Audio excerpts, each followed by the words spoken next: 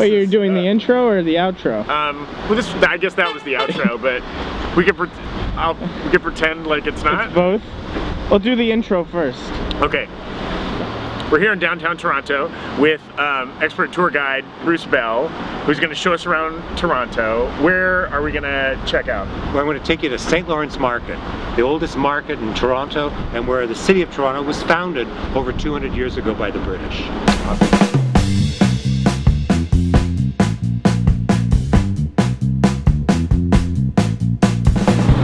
Food sellers and restaurants, have they been here for like a really long time? The oldest one in here is about 60 years old in the 1950s. This used to be, it was a market, you know, for people. And then in the 1920s, 1930s, it was turned into a food depot for other places. So people didn't really shop here anymore. Then it was all reconfigured in the 1950s, and that's when a lot of these businesses moved in here.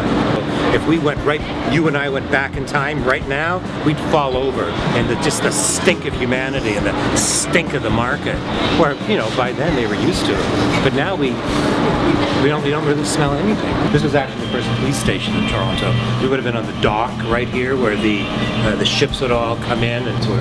Now I put this up last Halloween to scare the kids. We're bringing the kids down here for Halloween. But we kept it up because, I mean, it looks great in pictures. Yeah. You know, a lot of immigrants were now coming over from Europe. We became a completely multicultural society. And in the 1970s, they even coined the term multiculturalism to embrace it. It wasn't to be a melting pot, it was to be, you share your culture with other people, and it's still that way today.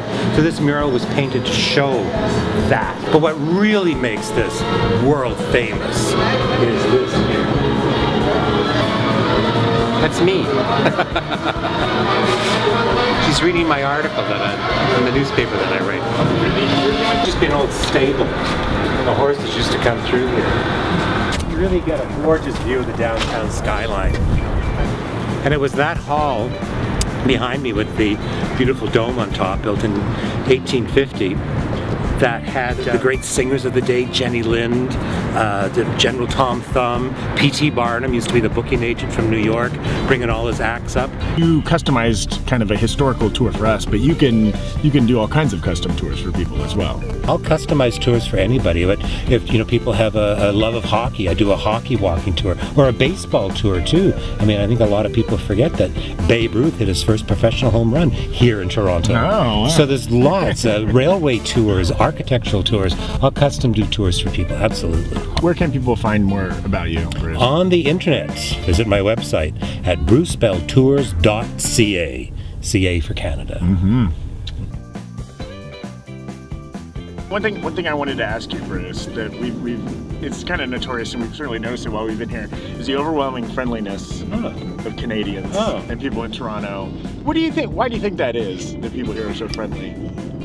You know, it's good to be polite. It's a good way to live. It's you know, it's very odd when you do come across someone who's rude. You're kind of taken aback by it. You hung your head in shame if someone said, "Where are you from?" You go, "Oh, Cabbagetown." Today, he lives in Cabbagetown. Oh, you must have a lot of money. These old homes have all been redone that you could have bought for $5,000–6,000 are now going for, you know, $5–6 million. First Nations, they called this area Toronto, the meeting place. And you know, hockey is as big as football here. Right. Yeah. It's the national pastime. It is.